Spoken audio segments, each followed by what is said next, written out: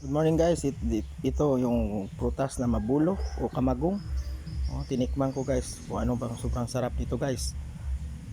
Ito yung pinakamatigas na kahoy, lasang apple siya. So sweet and very very good. Ito yung pinakamatigas na kahoy na uri na kahoy guys.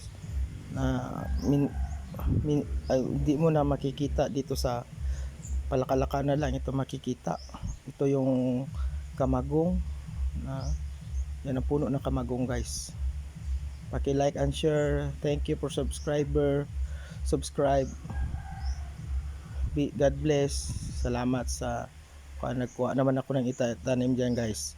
Update ko lang kayo sa mga bago kong kuan sa mga followers ko na gusto makatanim diyan. Puntahan niyo lang ako. Follow my YouTube channel. God bless. At ang mga kahoy na hindi pa natin nakikita, i-update ko kayo. Maraming kahoy akong hindi na natin makikita dito sa bundok pero may mga tanim kami. Thank you.